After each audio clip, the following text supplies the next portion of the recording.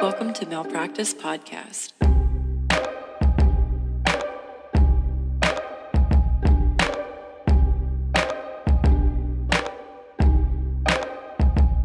Hello, are you ready to get started? Yes, I am. Perfect. I'm Sydney. And I'm Jess. And this is Malpractice Podcast In the morning. Malpractice in the morning. I knew you were going to sing it, and I was like, do it. I love Malpractice in the morning. Me too. Like, it's much better. We love a morning record. I don't really know why. It just feels like we're much more present. Because the end of the day, I think we've talked about this before, but at the end of the day, you're weighed down with the bullshit of the day. Yeah, you have a lot of... At the start of the day can become anything. It could be anything. Who knows? Look, I have a giant Diet Dr. Pepper. Your day can be great. Where did you get that? Michelle went and got it for me because it's the only thing I wanted today. A Diet Dr. Pepper? Okay. Mm-hmm. Okay.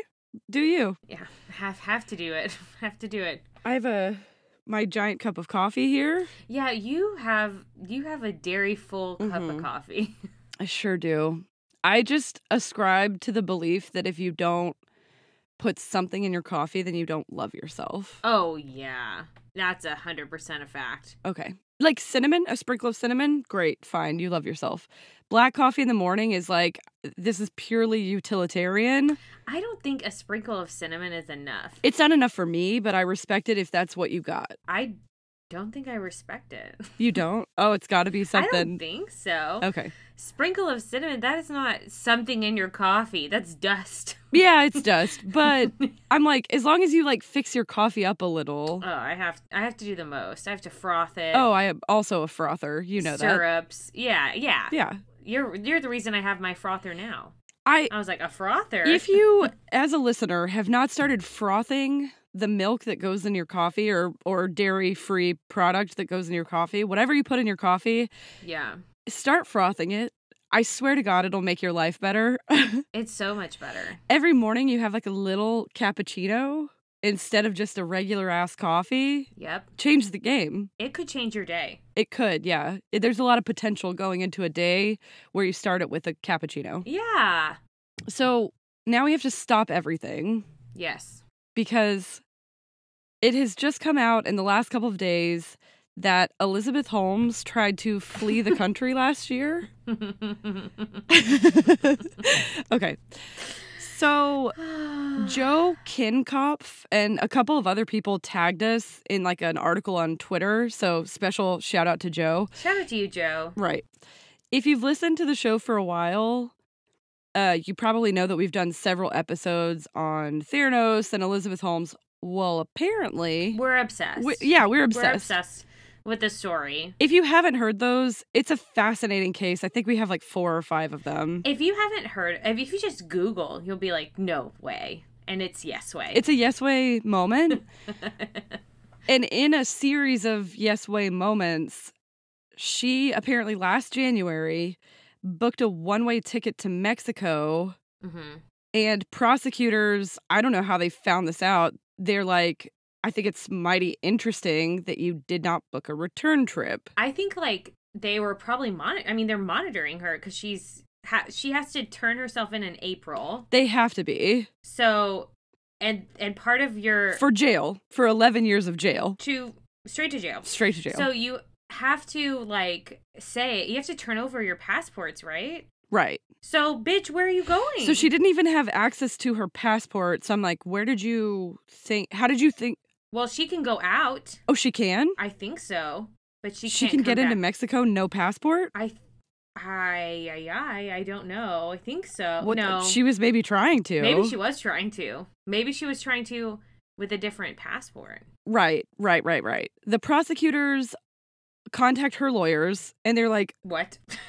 Fascinating that she booked a one-way trip. Uh-huh. Like, bitch, you have to book both ways. And you can't leave the country right now, A of all. Yeah. B of all, book a flight back, right? Because it looks like you're just trying to run. And her lawyers are like, it was just a friend's wedding in Mexico. It was all a big misunderstanding. They didn't know how long they were going to go for.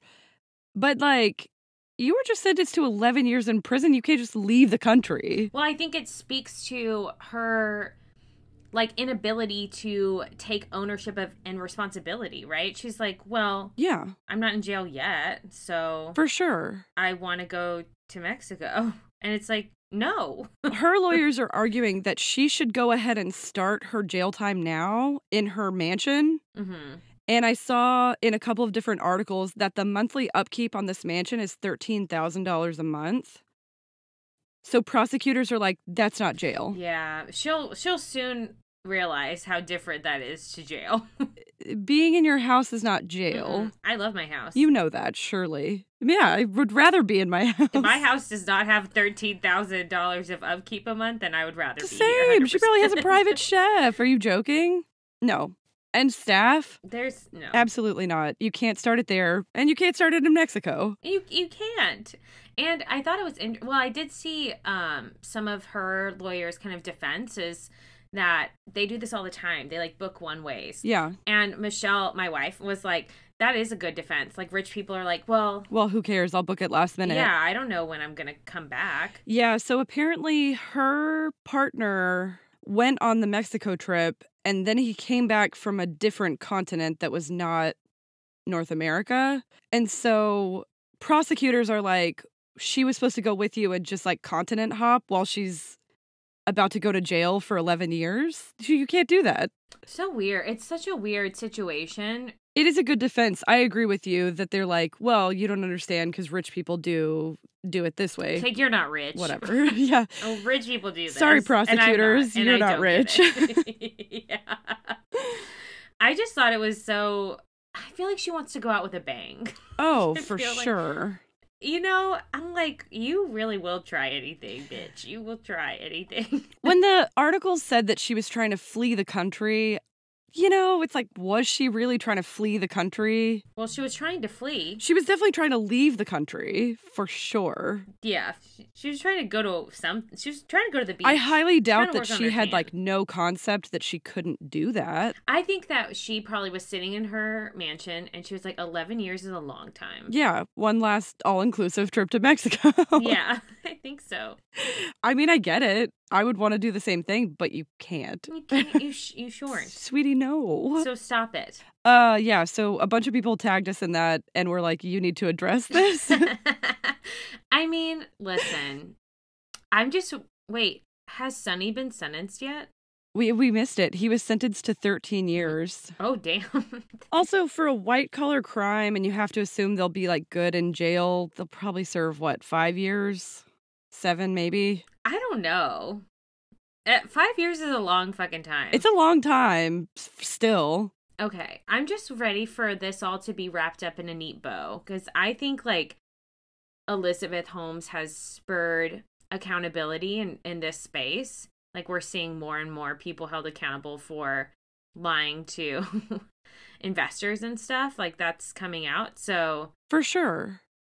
Do you want to get into this? Yeah, this is really crazy. This is a topic from Sydney, so I'm excited. Yeah. It's a brain topic. It's a brain topic. It's really weird and rare, and I love a rare condition. And also, it's been a while since we've done like a condition episode. We get really into, I get really into, I know Jess does too, the true crimey murder. Yeah. And I like the history. I like to... Yeah, we love a history. Marie from last time. Like, I love doing that kind of stuff.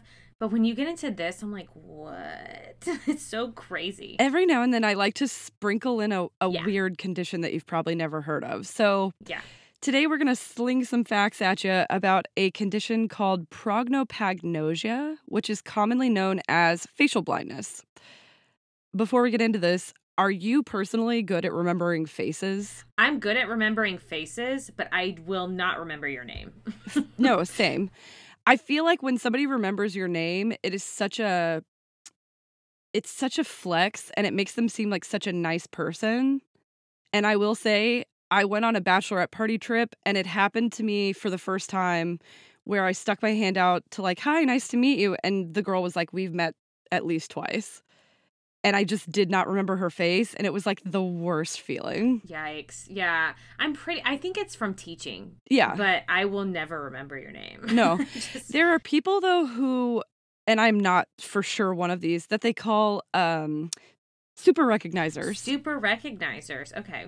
The opposite of facial blindness. Yes, the opposite. So facial blindness exists on a spectrum, and on one end is facial blindness, and on the complete opposite end of the spectrum is super recognizers. Yeah. And it's this crazy condition where they remember every face they've ever seen, basically. Like, they could pass someone in a grocery store and see them 5 years later after they've gained weight and cut their hair, and they still remember that person. No, that's not me. It's like a superpower, and that is not mine. Only a handful of super recognizers have been discovered so far, who say they recognize almost every face they have ever seen. A team of scientists at Harvard has begun scanning the brains of super recognizers too, to see if they might yield any clues. The science of facial recognition is in its infancy. Facial blindness, or prosopagnosia, from the Greek word prosopon, which means face, and agnosia means lack of knowledge. It's essentially a neurological or cognitive disorder where the perception of faces is impaired. And it's not the same thing as what I did to that girl at that bachelorette party, where it's like, oh, we've met before. I just can't place where I know you from because you're just forgetful or you're kind of a dick. This is literally, they cannot sometimes, in a certain severity of the condition, recognize that a face is a face. Yeah. Like, they can see the features, eyes, nose, mouth, but they can't. It doesn't click that that's their a face. mind doesn't put together that that's a human face. Yeah. Which is crazy. It is really wild. As we get into it, it'll make sense, but I feel like when you just hear it, you're like, it doesn't make sense that can happen. Mm-hmm. So, most people with the condition can see individual features, hair color, eye color. They can describe the shape of your nose. They can say whether you have like high cheekbones. They can't retain a memory of how those objects connect with someone they know. So they can see a face for the 50th time, the 100th time, their mom's face, their spouse's face, and it looks to them like a stranger's face. It looks like the first time they've ever seen that person. But they know that there are like eyes, nose. Yes. And then in some cases, yeah. I guess the most severe cases, they can't perceive faces at all. Mm-hmm. Have you ever seen Westworld? I don't think so. Okay, there's a thing in Westworld where the people are programmed to not see anything from the future, and they kind of go blank, and they're like, it doesn't look like anything to me. That's what people with, like, the severest form of prosopagnosia, I see. They can't physically perceive that they're looking at a human face. Like, you can take a face out of context without the hair, not on a human body, and they might literally think it's a different object, like a rock. Mm-hmm. Which is so confusing to me, right? I don't know what that feels like. That's crazy. It's hard to imagine what it would feel like. Yeah. And I'll tell you a little story about this. Originally, face blindness was described by a German neurologist called Bodama in the 1940s, and he used the term prosopagnosia. And one of the patients he described who had become face blind after a head injury was unable to recognize the nurses or even his wife if she dressed as a nurse, with one exception. One nurse he always recognized, and when Bodama said how, why, he said because she has beautiful white teeth. So this sounds really wild to be like, that's a face or a rock. Who knows? Not me. Yeah. It's also extremely rare, that exists in a few different forms. So one is congenital or developmental disorder. Mm-hmm. And we found a recent article published in the Journal of Neuropsychology that said that the prevalence rate for this form is about 2.5%. Which sounds kind of high. Is it 2.5% of the people who have facial blindness? I don't remember after reading the article if it was 2.5% of the general population. That's what I think it was. Okay. The survey they did was in the UK, and they estimated that it was like 55 million people or something. That's a lot. And I was like, that's a high number of people who can't recognize faces to some degree. Yeah, it's like all the spectrum talk that you did before. Yeah, it's not all extreme. This specific form of facial blindness is lifelong and starts manifesting in early childhood. And it can have a pretty severe impact on people's lives, obviously. Like, they live with it, essentially. Nothing traumatic happened to give it to them. They've just had it. Yeah. And that's how they live. That's how they grew up, yeah. And I feel like those people might be better at some of the coping skills that we'll talk about later that people can use to kind of get around facial blindness. The people who have it developmentally might be better at that. But in terms of making your life hard, I mean, for one, it would make watching movies or TV basically impossible. That's a good point. Like, did you guys watch Game of Thrones, right? I did, yeah. Okay, so everybody on Game of Thrones is like a gruff, middle-aged white dude. And the first time I watched maybe like season 1, the whole time I was like, wait, which guy is that? Mm-hmm. Mm-hmm. And it would feel like that all the time, but for everyone you see. Yep. And I feel like it's easy to forget how much we rely on facial recognition in our daily lives because it's so automatic for us. Yep. And reading about this condition made me really aware of how hard it would make things for you. So yeah, that's a really good point. it's hard. In some cases, people with this condition can't even recognize facial expressions. They can't tell a person's age or gender. Yeah. They can't follow someone's gaze. Like, I get the feeling that it can make social situations really difficult for people who deal with this. Yeah. And maybe it is like perceived as something else for them, but they're just really trying to like figure the situation out.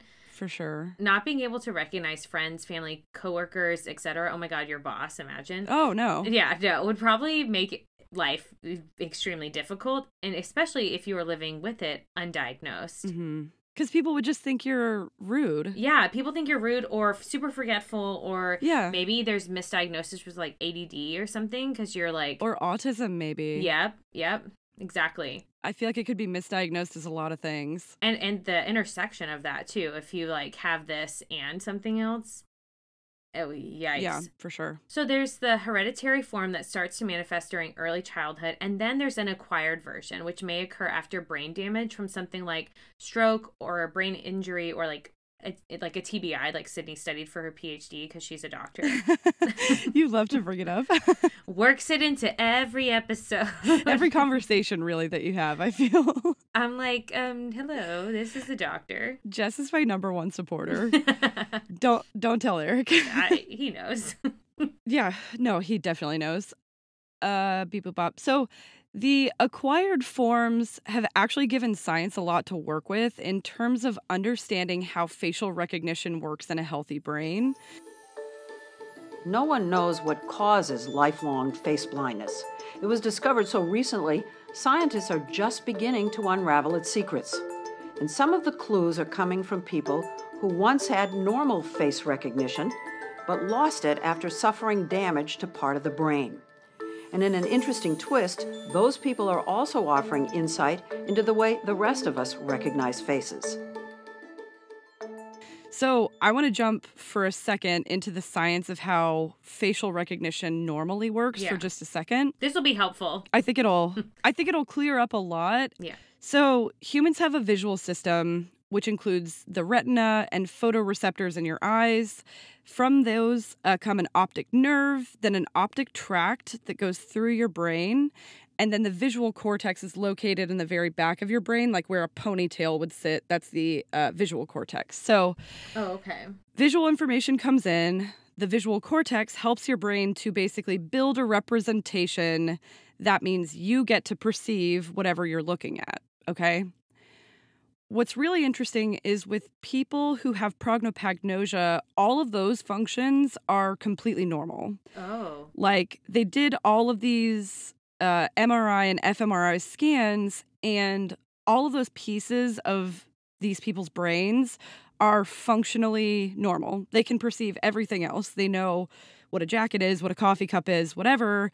It's literally just faces. And so that got this MIT neuroscientist named Nancy Canwisher really interested in how that process of facial recognition works. And the problem for these people lies in an area of the brain called the fusiform face area, part of the fusiform gyrus, which was named by this neuroscientist, Nancy Canwisher, in 1997.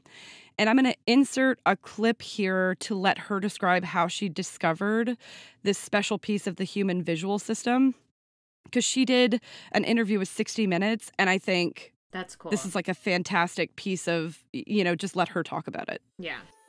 It turns out that neuroscientists have been trying to figure out how it is that our brains recognize faces for decades. Face recognition is a very difficult problem because all faces are basically the same.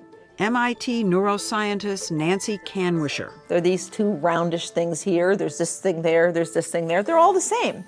And so discriminating one face from another is a very computationally difficult thing because it's those subtle differences in the same basic structure that distinguish one thing from another.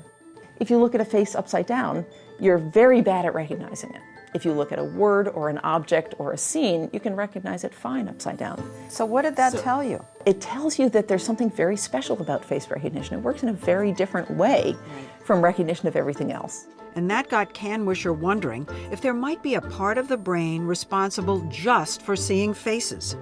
She started putting people with normal face recognition into MRI scanners and watching what happens in their brains as they looked at different images. It's because we want to know not just what parts of the brain are active when you see faces, but what parts are more active when you see faces than when you see objects. Canwisher discovered that there was indeed a place in the brain that becomes very active when we look at faces. And in every subject, boom, there was this nice big response there.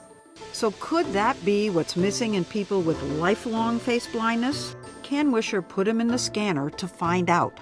I really did not expect to see a fusiform face area. So you thought there'd be nothing there, like as if instead of having a bullet go through it, he was just born without it. That's right. Okay. That's right. And we looked at the data, and his face area was beautiful. It's textbook. So what does that say to you? It tells us that the problem is not that this thing doesn't exist. There it is.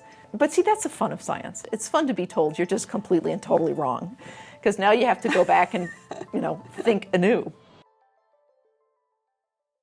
So Nancy scanned the brains of all these people with congenital facial blindness and found that, to her surprise, they all had normal-looking fusiform face areas.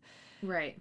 Which she originally thought maybe they were missing that area entirely because that's the only thing that they can't recognize.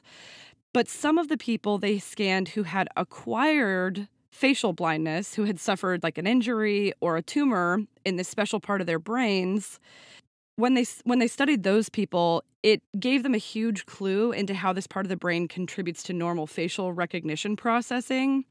And another interesting tidbit here is that the MRI scans of people with the acquired prosopagnosia usually had lesions in the right hemisphere. And then fMRI scans, functional MRI scans, showed that the left hemisphere was functioning normally. Yeah. So it's like damage to the right side of this specific area or a tumor in that area is like the only way you can get this, which is probably why it's so rare. I think it's so interesting that we know where things come from in the brain. Side note, science is cool. Hashtag thanks science. Literally, I'm like, somebody figured out where facial recognition happened in the brain. Yeah, and it's totally a result. How many brains do you have to look at? So many. So many brains.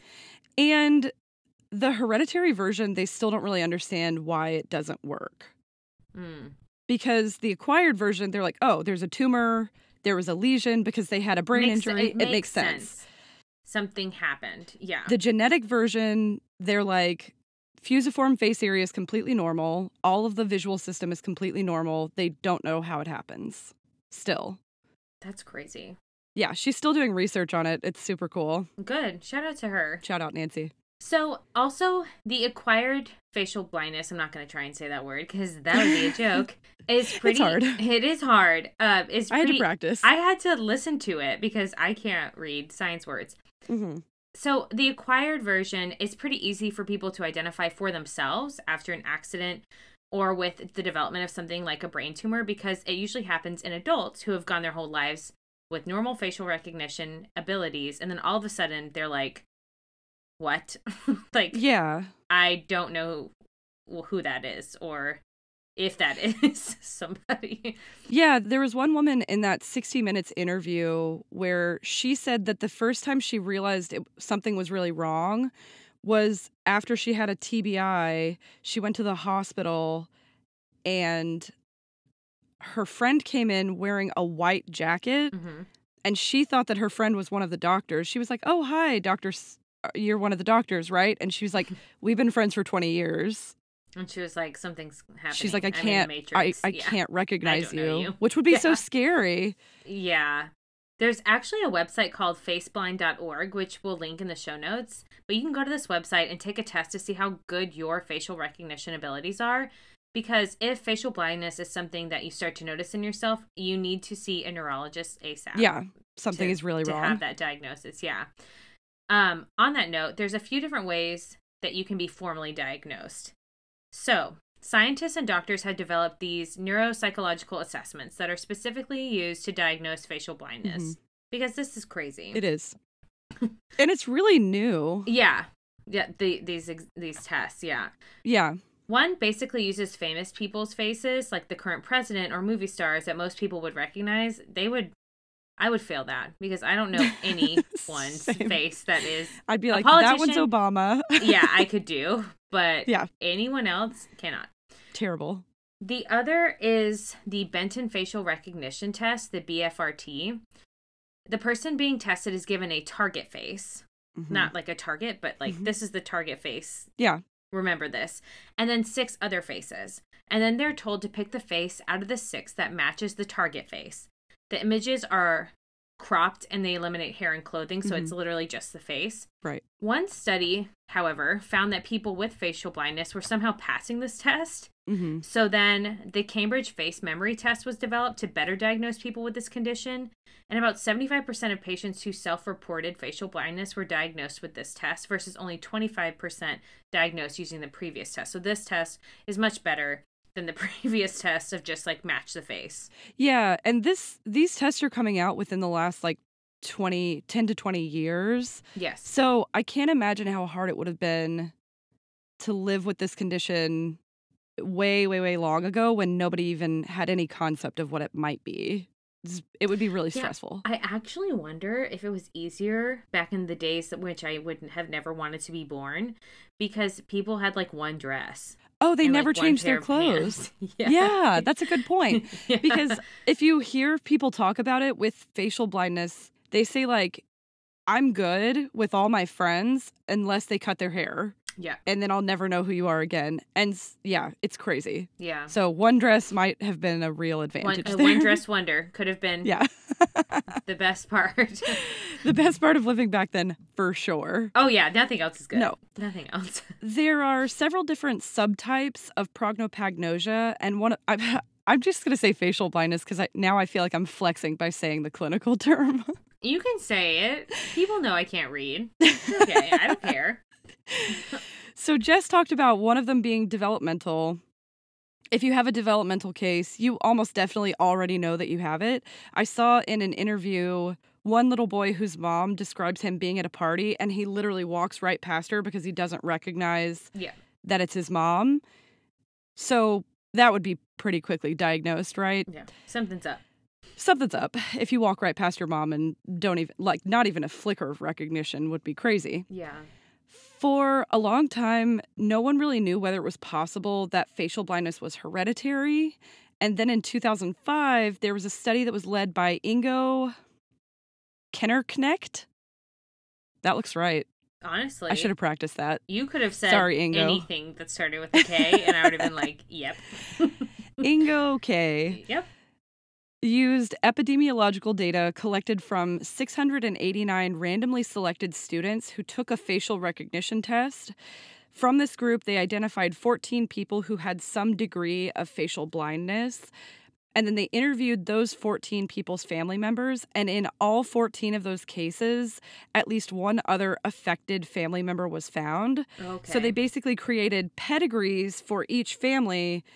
And those pedigrees proved that genetically you can inherit facial blindness. They just don't know where it sits or why. Yeah, they don't know what gene causes it or how you inherit it, but it does appear to be an autosomal dominant gene. So if one of your parents has it, there's a 50% likelihood that the children will have it. So that's the developmental form. Yeah. And the 2 acquired forms are aperceptive. Yep. Yeah. People with this disorder literally can't make any sense of faces and are unable to recognize facial emotion. So if you show them two faces that have similar features, same eye color, hair color, etc., they literally cannot tell these two people, like they can't say they're different. Yeah. However, they may be able to recognize people based on non-facial clues, like their clothing, hairstyle, skin color, or even their voice. Mm-hmm. And then the other type is associative, and people with this form may be able to tell if photos of people's faces are the same or different. Like if there's two photos and you hold them up next to each other, they can tell that the photos are of two different people. But if one of the pictures you're showing them has their mom, they can't be like, those are two different because that's my mom. Right. Like, they can't do that. Exactly. They have somehow lost the ability to pair that face with the information about the person, though they do have information about the person in their memories. Exactly. Just not connected to that face. Yeah, it's so interesting. And I think these two different types together have really helped scientists understand exactly how much of the brain is required to like recognize a face or do something called holistic processing. Because first, your brain has to cognitively recognize the pattern that makes up a face, right? Eyes, nose, mouth. Yep. Which is what people with the first kind, aperceptive facial blindness, cannot do. They see the pattern, but they're like, that doesn't look like anything. That's a slide at a playground. Right.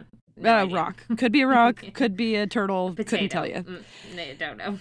Then your brain has to collect the information about the face. Your brain like flips through a database of information to match that face to a particular name. So like when your face pops up on my Zoom call, I see it and instantly my brain goes, that's Jess. Here's everything we know about Jess.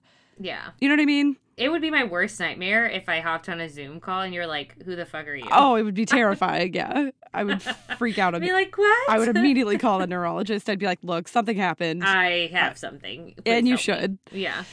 And that's what people with the associative facial blindness can't do. They see a face, they recognize it's a face, they just can't make the connection of in the database, they can't, their brain scrolls through and it's like, I got nothing on this person. Yeah. We're come up blank here. Yeah, so somehow that connection is missing. That also means that at least 3 different parts of the brain have to work together to see the face, recognize it, and identify a person's identity after seeing their face, which is amazing. And damn, I love the brain. You're a nerd. You're a brain nerd. I am a nerd. I get so excited about stuff like this. No, I think it is. Whenever you brought up the topic, I was like, facial blindness. Like, what is this? And then I had to really think about what people have to do in order to recognize someone. And to your point, I'm like, that's crazy that all of that happens in like a split second. Yeah. I mean, it happens so quickly in a normally functioning brain. It happens in like microseconds. Yeah. And the more you see a person, obviously, the more readily available that data is. Right. Which is crazy because these people can just see a person every day. I mean, these people get married, they have parents, they have loved ones, you know. Children. And your brain just cannot make that connection. Yep. In any social situation, are you always a little anxious? I'm more than a little anxious, and I tend to keep my mouth closed before I make some awful blunder. Of course, another strategy is to smile at everybody. The other thing is that prosopagnosia belongs to an entire category of neurological disorders called agnosias, which are broadly the inability to process some type of sensory information. So those can be visual, like facial blindness, auditory, like you can hear a word and not be able to understand it, or tactile. And there are some really weird I shouldn't say weird, very interesting conditions on this list of agnosias. So one of them is called kinetopsia, where people are unable to process motion. So they see a car moving down the street as like a series of still images. That's terrifying. Where it's like the car is parked here, the car is parked here, the car is parked here, but they can't process that the car is moving. That is terrifying. That's really weird, right? That's scary. Especially if something's coming at you, it would be Yeah. It'd be like, imagine Like, it's closer. a tiger, It's still closer. a tiger, Right. a tiger's eating you. Like what? A tiger's in your face. Yeah. Right. But they can't process motion, and that's scary. Yeah. There's another super interesting one called somatosensory agnosia, where people can't recognize objects by touch. The only time I can think of this is like in a haunted house where they make you stick your hand in a bowl of Jell-O, and they're like, it's brains. Ew. Have you ever done those? No. Okay. I've only been in one haunted house in my life, and I did not enjoy it, and I will not go back. I love a haunted house. I What? love to be titillated. No. And if they're like, Yeah. stick your hand in here, no. I'm not doing that. You can't You make can't. me. I'm not doing that. Absolutely not. I'm not doing it. I'm just like, So okay, try I'll stick my the hand in fuck there. again. You wouldn't if you were with me, because I'd be like, none of my party is participating in this nonsense. She's not sticking her hand in there. She's not doing it. I'm the fun So police. these people would do that, and then they'd be like, I just can't feel it. Like, I literally have no idea what that is. And maybe that's not a good example, because, like, what are the odds that happens? So let's say a coffee cup, if you blindfold them and ask them to, like, pick a coffee cup out of their cabinet, which they maybe use, like, every day, they would be like, I have no idea what I'm touching. That's interesting. Like, they couldn't differentiate between a plate and a coffee cup. Hmm. Isn't that weird? Through touch. Through but touch. They could through... Okay, got it. Visually, they could see it and understand what it was, but through touch, they're not able to. Got it. And then the last one I want to talk about is a super specific form called finger agnosia, Mm-hmm. which can be a symptom of something called Gerstmann syndrome. And people with this condition are unable to recognize that these things on the end of your hand are fingers. All right. Like, they see their own fingers and it looks like nothing to them. They're like, I don't know what that is. They cannot identify it. That's so weird. If you show them a picture of a finger, they're like, I've never seen that before. Honestly, like, what? Like, why is that happening? That's not... Feels... So It's interesting. like unfair. I think they don't know a lot about that one because it's super rare. I mean, some of these are like a handful of cases that have ever been documented. But still, that's hard to live like that. It would be really hard. And it's hard to even imagine what not recognizing a finger would be like for people. Yes. So I hope we're being really sensitive about how we talk about this. It's just a really fascinating look into how the brain works. Like we said, these conditions are pretty rare. Like some of them, finger agnosia, for instance, is like a handful of cases. If we have any listeners with any kind of agnosia, I would be super interested to hear from you guys about your experiences and what it's like. I also just read this really good thriller book, if you like a thriller, called Rock, Paper, Scissors.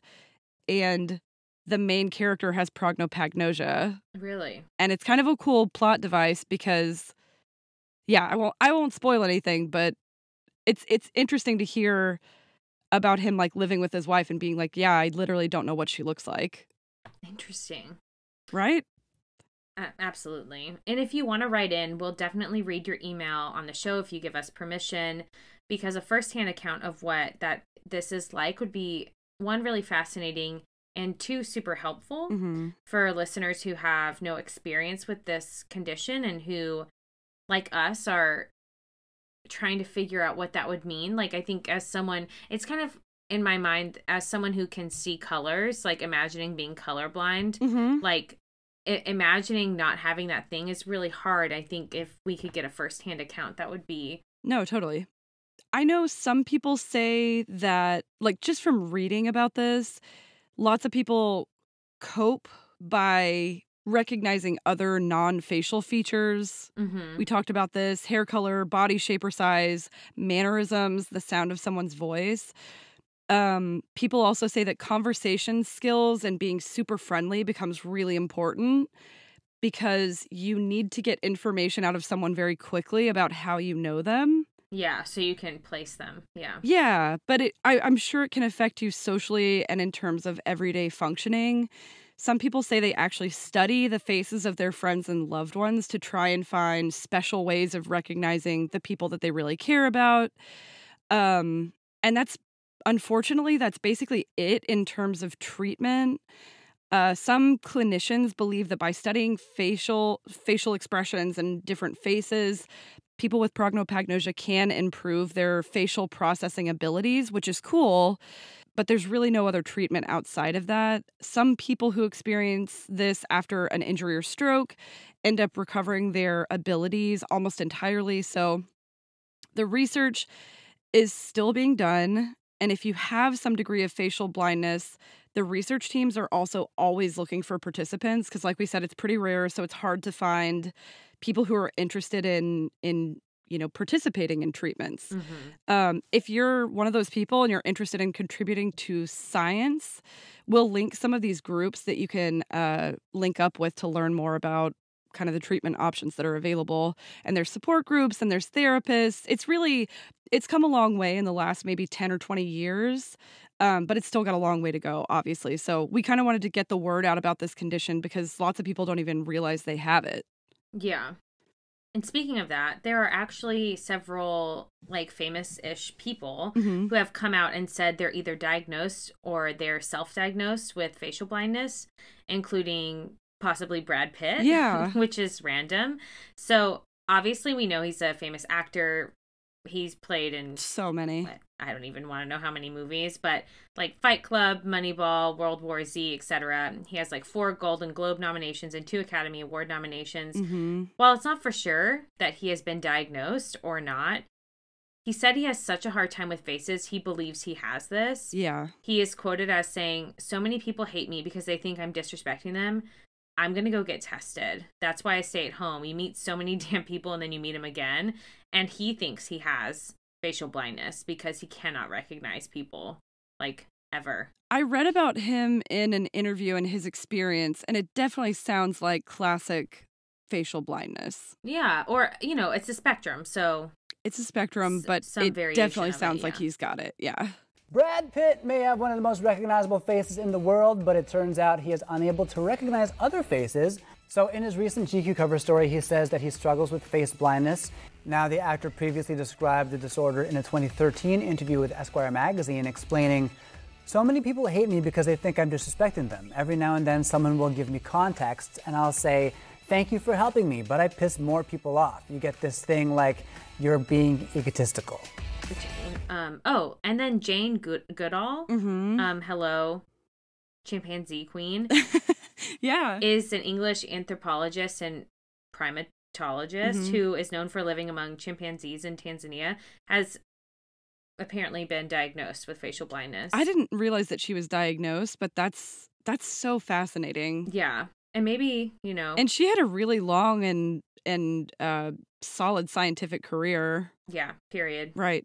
Yeah, Oliver Sacks is a British neurologist, author, and historian of science.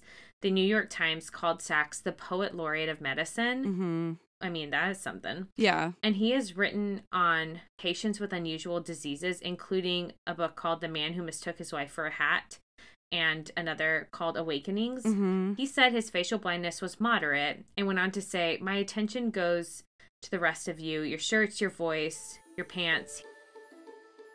Oliver Sacks may be a world-famous neurologist, but there's one simple thing, something important, something most of us take for granted, that he can barely do at all. That's to recognize a face. Sometimes, even his own face. Sometimes I fail to recognize myself. Even yourself? Yes, I've occasionally started apologizing to a clumsy, bearded man, only to realize that this is a mirror, and this is my reflection. I can see your expressions and your attention and where your eyes look, but I see all the features, but it doesn't quite add up to a unique image from a... Right. And he's a neurologist, and he didn't know for a really long time that he had it. Yeah. Which is even more fascinating to me. And I think really speaks to the rarity of this condition. Like, a literal neurologist who somebody called the poet laureate of medicine didn't know that he had it. So if you haven't been diagnosed, I wouldn't trip about it. It's not your fault. Yeah. Right. And the last one I want to mention is Chuck Close. He's an American artist, painter, and photographer who's known for his inventive techniques used to paint the human face. In kindergarten, he discovered he could not recognize faces.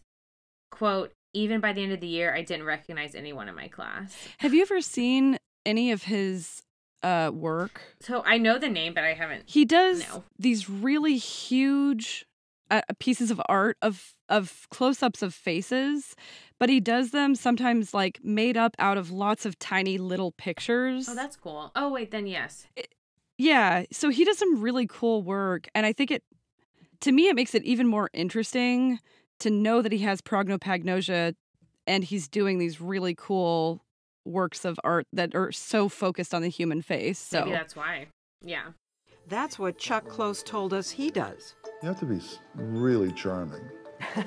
If you are going to insult them by not remembering them, you just have to be extremely charming so that people don't hold this stuff against you. Lots of really interesting people have it. Yeah. Well, that's what we know about that.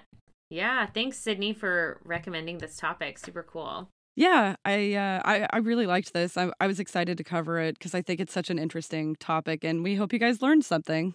If you have a recommendation of something we should cover, specifically a condition, because those are something we want to sprinkle more of, please send us a DM on our Instagram at Malpractice Podcast or an email at malpracticepodcast@gmail.com. You can also use that email address if you are someone who has prosopagnosia and you want to talk to us about it. If you don't want us to read it on the air, we won't. But otherwise, I think it would be a really cool experience for our listeners to hear what your life is like. And don't forget to leave us a review wherever you like to listen to podcasts. It really helps. And we love to hear your feedback. And don't forget, malpractice makes perfect. Bye. Bye-bye.